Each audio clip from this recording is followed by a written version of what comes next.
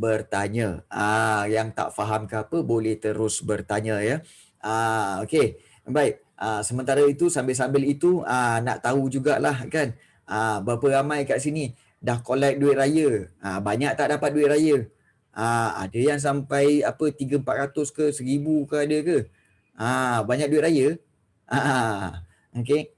Ingat raya bukan nak collect duit raya je semata-mata, tapi untuk mengeratkan silaturahim.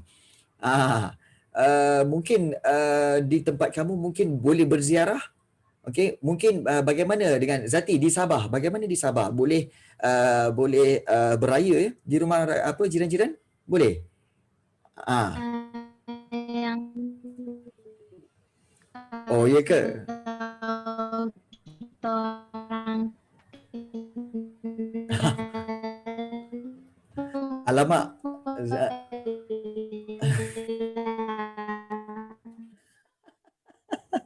Zati, suara kamu putus-putus, robot, macam robot. Tak apa, tak apa, tak apa. Tak apa. Memang robot betul ni. Okey. Baik, yang kamu tahu semua bahawa di Selangor memang PKP, memang lockdown, memang tak boleh beraya, sampai kadang-kadang kalau pergi beraya pun takut sebab ada polis ronda. Kemudian bila polis ronda nanti takut tuan rumah dengan tetamu kena denda, bukan denda sikit-sikit anak seorang kena dekat-dekat 10,000. Kalau tuan rumah kena sampai 25,000. Ui, memang taklah. Sorok selipar dalam rumah. Okey. Baik, bagaimana dengan pelajar-pelajar yang lain? Mungkin yang ada di luar daripada Selangor, mungkin di Kedah ke atau mungkin di Melaka? Bagaimana dengan perayaan di sana? Kita tahu Ayu daripada Melaka kan. Bagaimana dengan Ayu di Melaka? Raya masih boleh berziarah? Mungkin biasa-biasa je. I see. Untunglah kami ni di Selangor tak boleh nak melawat-lawat je. Khuatir takut kena saman dan kena denda. Uish, takut. Sehari raya pun dah masuk. Itulah kata Ayu. Okey. Baik, tak apa. Okey, untuk hari ini, itu bermakna kita nak lihat berkaitan dengan kemeriahan hari raya pada tahun ini yang sebenarnya agak sedikit terjejas lah. Namun begitu raya tetap raya lah, ya. So, kita teruskan dengan dengan jadual dan juga graf. Kalau kamu ada masalah, tak faham, boleh bertanya. Dan kita tahu bahawa sebenarnya untuk bab yang ini ramai yang bertanya pada cikgu-cikgu, apa kegunaan nak belajar jadual dan graf? Sebenarnya banyak fungsi dia dan bagusnya banyak. Iaitu dengan kita belajar tentang jadual dan juga graf, kita akan tahu bagaimana sesuatu maklumat tu dipersembahkan dalam bentuk gambar. Ingat biasanya data atau maklumat lebih mudah untuk kita ingat melalui gambar. Betul? Dia melalui gambar. So lagi senang kita nak faham gambar, kita tengok gambar sekali enggak nampak, kita tahu inilah maklumat dia.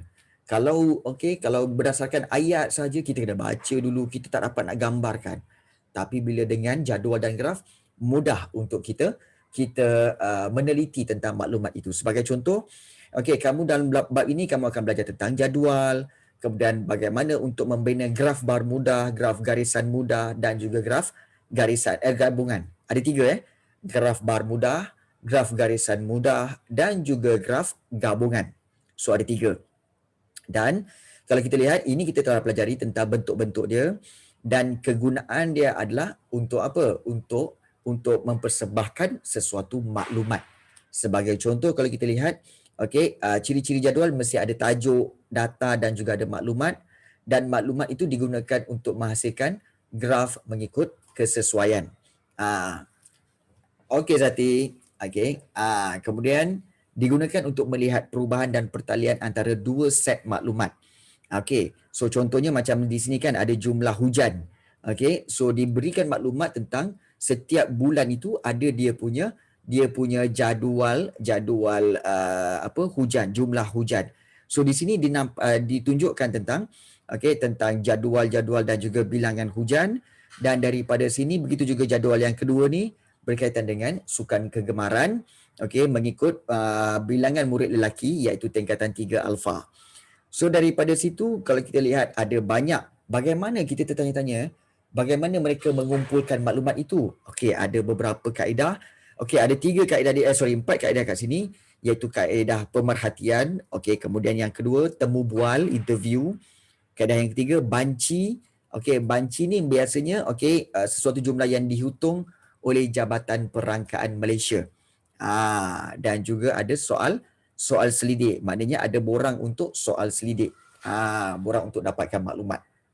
Dan juga ada rujukan kepustakaan. Rujukan ke perpustakaan untuk dapatkan maklumat-maklumat tambahan daripada buku dan juga majalah. Kemudian kalau kita lihat data nanti okey akan dipersembahkan dalam bentuk graf. So kalau graf kita tahu bahawa inilah dia graf, mesti ada tajuk, mesti ada petunjuk, mesti ada paksi menegak, okey menegak paksi menegak dan paksi kita kata sebagai paksi mendata. Kemudian ada okey palang-palang bar itu. Itu menunjukkan maklumat berkaitan dengan sesuatu maklumat itulah. Kita nampak tinggi rendah ini, oh inilah maklumat dia, senang nak faham. Dan okey, begitu juga dengan graf garisan mudah.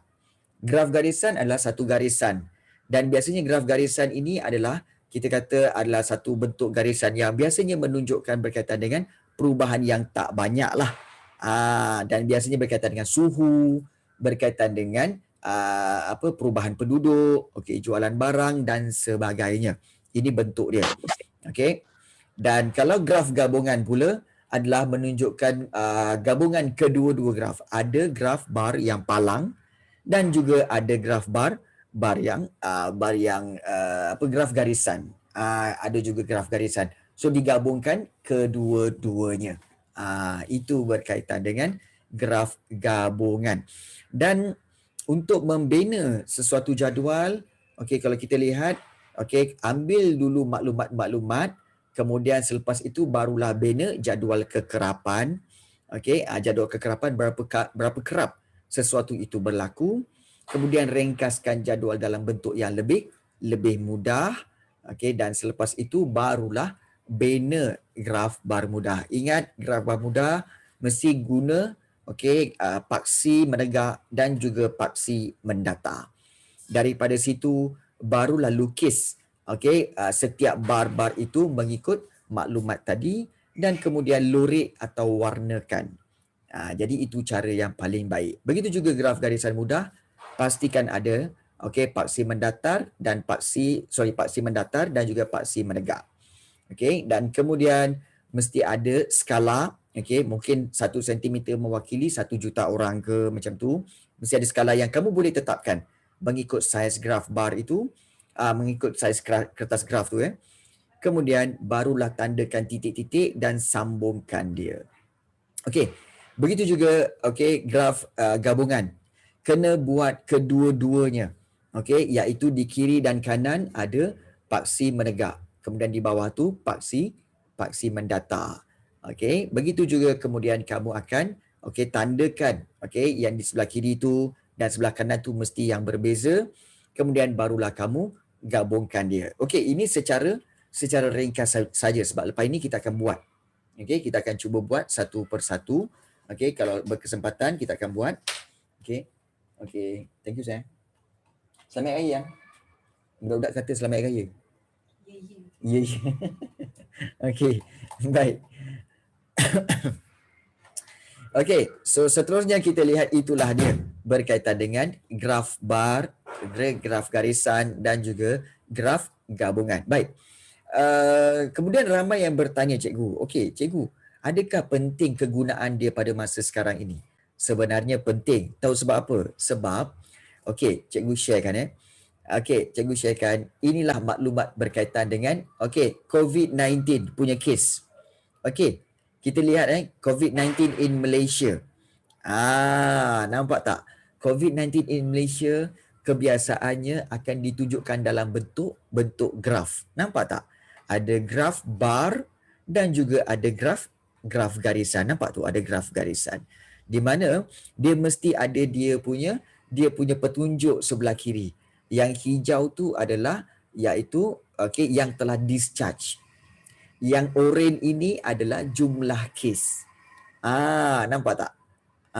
Jadi bila kita tengok macam ni, sekali imbas kita tahu bahawa sebenarnya jarang berlaku di mana ianya kes COVID-19 itu jatuh dan kurang.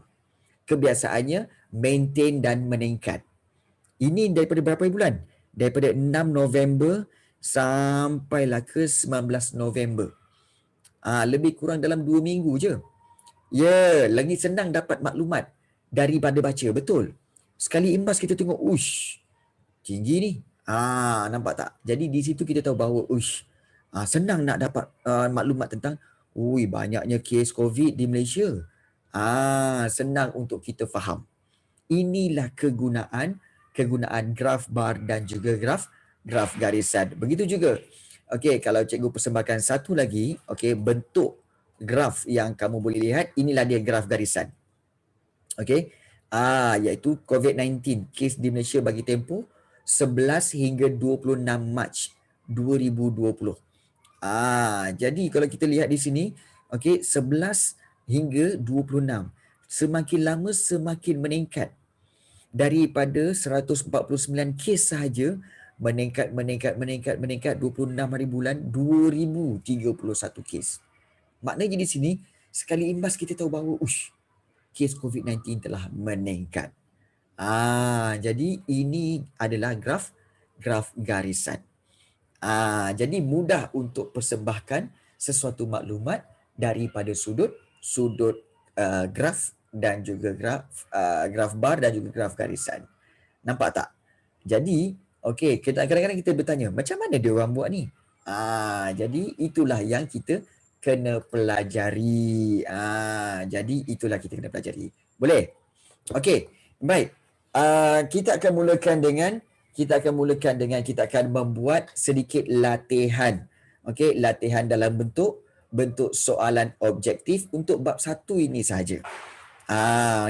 Jadi adakah dalam bentuk, ramai yang bertanya, cikgu, dalam bentuk quizzes ke? No. Kita tak buat dalam bentuk quizzes. Kali ni kita nak buat yang lebih serius, iaitu kita buat dalam bentuk Google Form.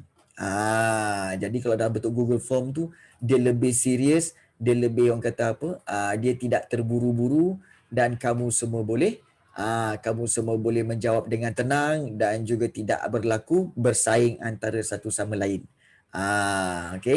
Baik.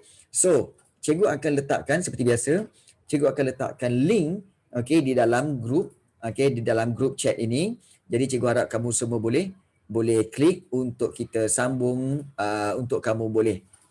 Betul, tak ada potong last minute. Betul Iskandar.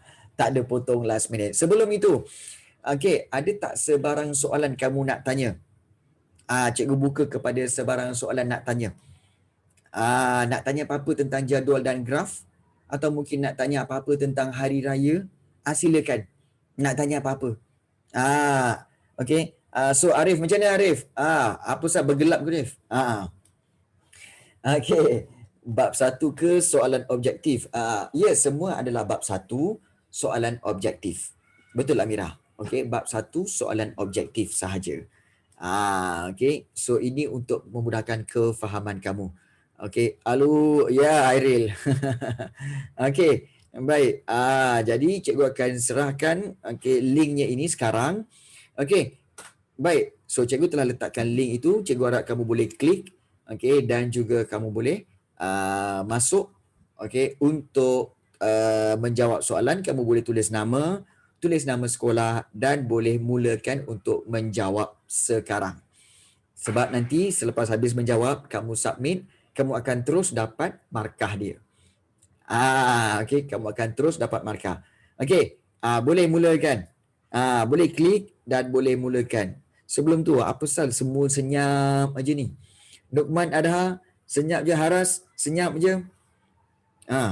Sunyi betul kelas ni.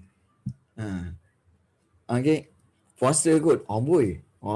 Puasa 6 dah. Dah ada puasa 6 dah. So soalan-soalan tu kan, dah diberi, kamu boleh menjawab sekarang ya. Okey. Boleh menjawab sekarang. Alright. So soalan-soalan dia adalah dalam bentuk, okey, inilah dia soalan dia yang cikgu boleh sharekan kepada kamu. Inilah soalan objektif geografi tingkatan 3. So soalan ada berapa ni? Soalan ada lebih kurang 20 soalan kalau tak salah cikgu. Ya, 20 soalan saja. Okey. 20 soalan saja. Boleh jawab. Sekarang.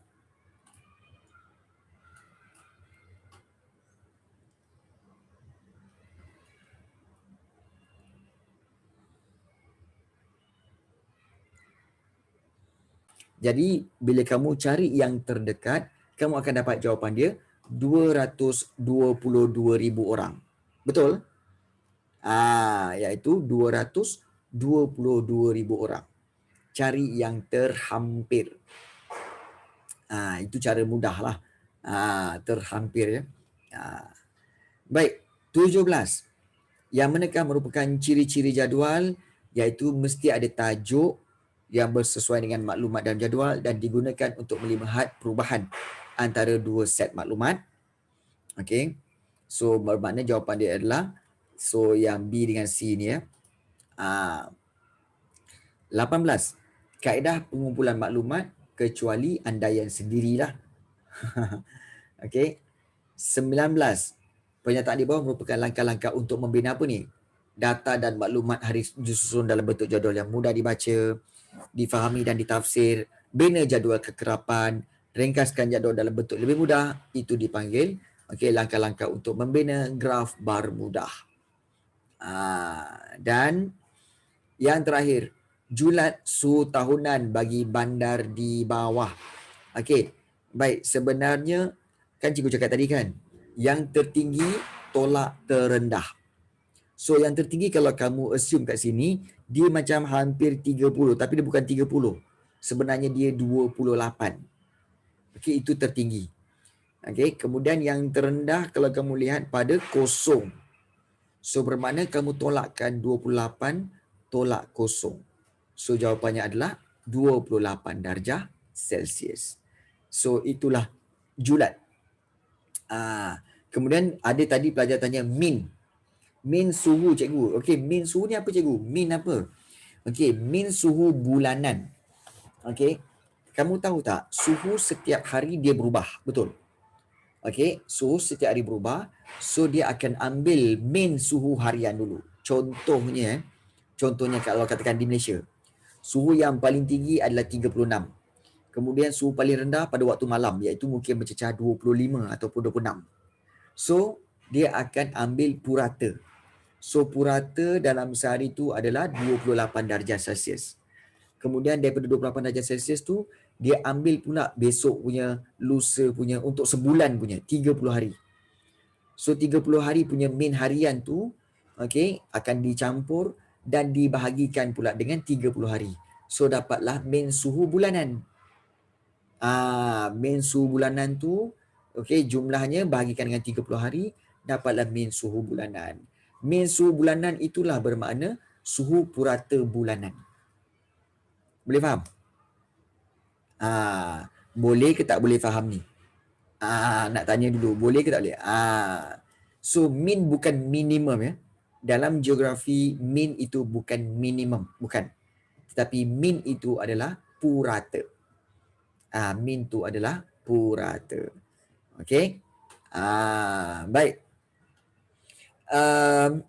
Jadi itu berkaitan dengan 20 soalan bab 1 ini.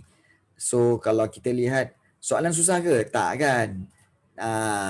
Tak susah, tapi kenapa ramai yang salah? Itu yang pelik tu. Kan? Contoh kita tengok Fatin Nadini. Okey. Okey, yang ini okey, memang salah lah. Okey. Kemudian soalan seterusnya yang salah ialah soalan yang ke-17.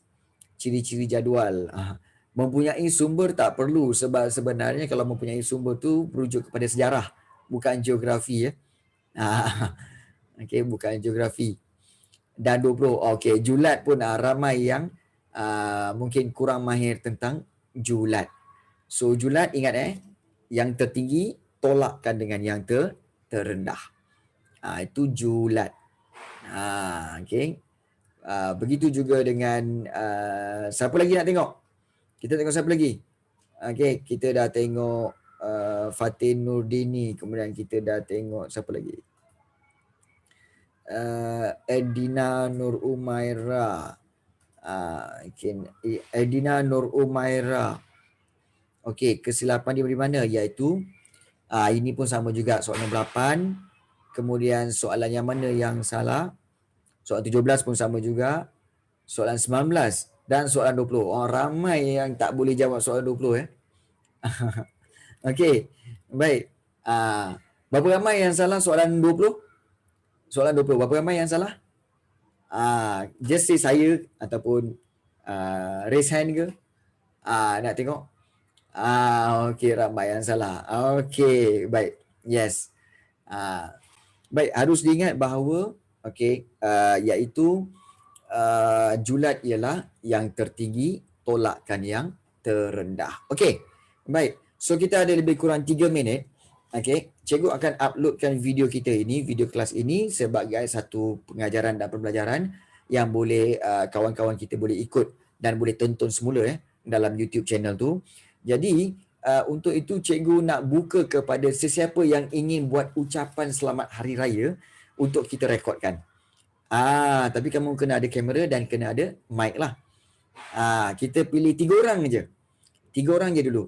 Siapa nak? Siapa nak volunteer untuk memberi ucapan selamat hari raya? Siapa nak? Ayu? Ayu nak Ayu? Haras? Airil? Apalah tak nak. Apalah korang ni. Amira nak Amira? Okey. Tak nak. Adalah. Kongsi facai. Alamak Maira. Kongsi facai ke? Alah Maira. Bolehlah Maira. On kamera Maira. On kamera untuk berikan ucapan sikit. Bolehlah Maira. Maira daripada Miri kan? Miri ke Bintulu cikgu lupa lah. Bintulu, yes. Okey Maira. Berikan ucapan kepada rakan-rakan kamu yang berhari raya ini. Boleh onkan mic dan juga kamera untuk memberi ucapan.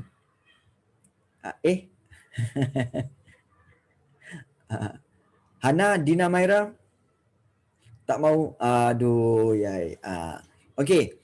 Baik, untuk minit-minit terakhir ni, okey, cikgu mohon kepada kamu semua, okey, sampaikan salam hari raya cikgu kepada ibu bapa kamu dan adik-beradik kamu semualah Sampaikan salam hari raya cikgu kepada kamu semua, insya-Allah. Okey, kalau selepas COVID-19 ni, kalau rasanya kita mungkin tak sempat nak beraya tahun ni, kalau tahun depan ada lagi dan kita boleh beraya seperti biasa, insya-Allah cikgu nak beraya di rumah anak murid cikgu semua. Cikgu nak juga beraya di rumah pelajar-pelajar cikgu, insya-Allah. Kalau ada kesempatan. Tahun ni tak sempat kot, mungkin tahun depan lah. Okey. Ya, duit raya. Duit raya macam mana duit raya? Korang duit raya nak, beraya tak nak? Amboi, kena beraya kena salam dulu. Kena minta maaf. Kan? Banyak buat dosa ni. Kan? Kan? Banyak buat dosa ni. Kan? Bagi ucapan tak nak pula. Itulah. Nak duit raya. Amboi. Kan? Banyak lemak. Okey. InsyaAllah. Boleh duit raya boleh. Tak ada masalah. Tak nak berkira sangat pun. Tapi yang penting kamu kena ada satu apps tu. Dia panggil apa? Apps apa? Touch 'n Go. Kena ada Touch 'n Go e-wallet lah. Kalau ada Touch 'n Go e-wallet, insyaAllah cikgu transferkan. Scan kat kamu punya, transfer lah duit. Duit raya. Tapi kena bagi ucapan dulu lah. Mana ada minta duit raya macam tu je. Kena bagi ucapan. Ucapan yang best, cikgu bagi lebih best. Kan? Ucapan biasa-biasa, dapat duit raya biasa-biasa lah. Macam? Okey tak? Tak payahlah buka cam macam tu. Lah, nak scan macam mana kalau kau tak buka kamera? Kena buka kamera tunjuk macam tu. Kan. Ah, Kan, selamat raya, maaf saya batin. Okey, kemudian okey, katakan kamu tunjuk kan. Selamat raya, maaf saya batin. Oh, ya, ya ke cikgu? Okey, selamat raya, maaf saya batin. Ini barcode dia cikgu ya. Ini barcode. Bagi barcode macam ni, cikgu pun scan. Dah transfer duit raya, selamat raya. Kan zaman sekarang kan senang je. Macam baik. Tengok cikgu bakul tu, tak payah. Kan? Kan? Tak ada. Kan? Nak kena bagilah. Tak sempat. Kena berhari raya dulu. Okey. Baik. So, untuk pelajar tingkatan 3, okey, jangan lupa untuk kelas kita pada hari Khamis. Okey. Rabu Rabu ke Khamis lupa Rabu. Pada hari Rabu.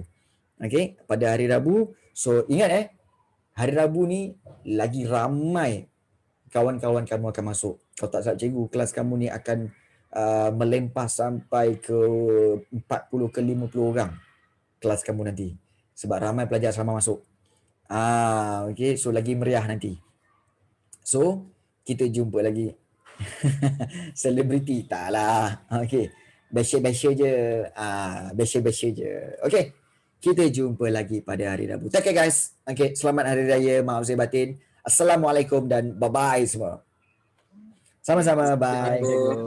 Okey. Bye cikgu. Assalamualaikum. Waalaikumsalam, bye. Okey.